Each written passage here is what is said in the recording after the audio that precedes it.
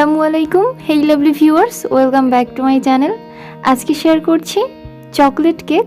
আর আজকের কেকটাকে আমি পরিবেশন করব চকলেট সস দিয়ে। আর এটা আমি বানাবো চকলেট মেল্ট করেই চকলেট সসটা বানিয়ে নিব, চকলেট গানাশ বা অন্য কিছুর ঝামেলা ছাড়াই।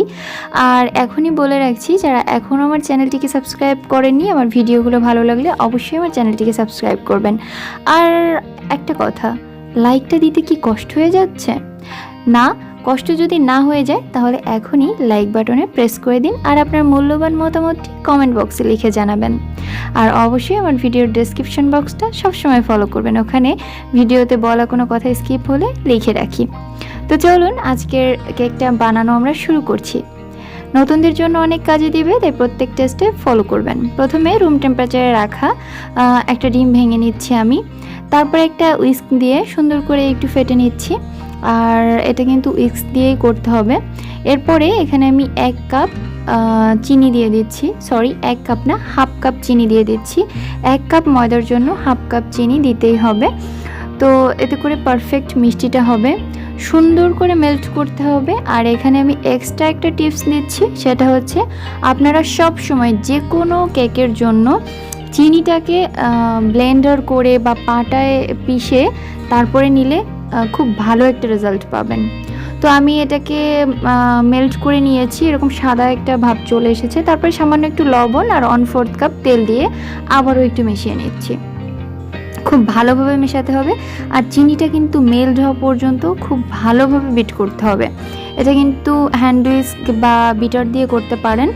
আর অবশ্যই চিনিটাকে গুঁড়ো করে নেবেন, তাহলে করে কিন্তু আপনাদের খুব বেশি সুবিধা হবে। তো আমি বলেছিলাম যে আমি আজকে চকলেট কেক করব।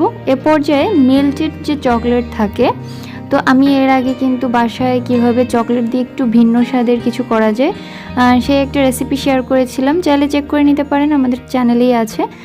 আর এই যে চকলেটটা আমি দিয়েছি, এটার সাথে আমি কিছু চীনাবাদাম অ্যাড করে দিয়েছি, মানে নাটস যেটা, সেটা অ্যাড করে দিয়েছি।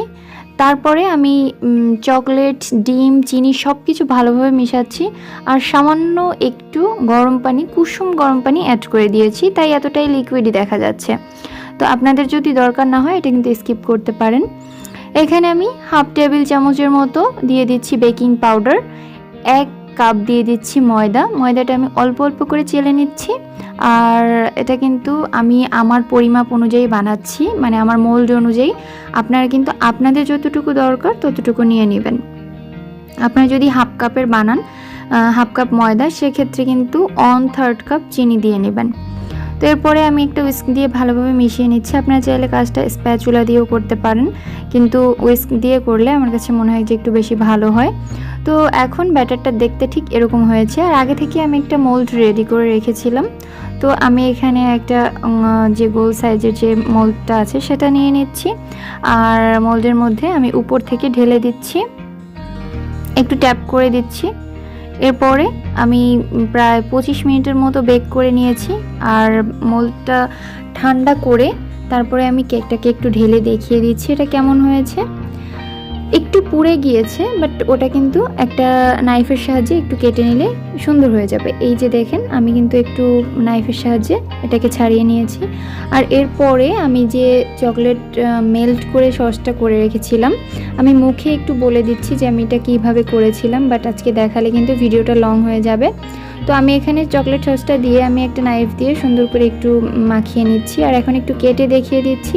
আর এই যে সসটা, এটা হচ্ছে গরম পানির ভাপে কোনো একটা ফুটন্ত গরম পানির যে হাঁড়ি থাকবে সেটার উপরে একটা কাচের বাটি বা একটা বাটি বসিয়ে তার উপরে চকলেট প্রয়োজন মতো দিয়ে, এরপরে এখানে চকলেটটা মেল্ট হয়ে গেলে জাস্ট হাফ কাপ বা 1/4 কাপের মতো দুধ অ্যাড করে নেবেন। এরপরে কিন্তু খুব ভালো একটা স্মুথ ব্যাটার হয়ে যাবে চকলেটের। তো ওটাকে আমরা চকলেট সস হিসেবে খুব ভালোভাবে কেকের উপরে মিলিয়ে নিতে পারি। তো আজকে এ পর্যন্তই। সবাই ভালো থাকবেন আর আমার ছেলের জন্য দোয়া করবেন। আমার রেসিপিগুলো বাসায় ট্রাই করবেন, অবশ্যই আমার জন্য দোয়া করবেন। আল্লাহ হাফিজ।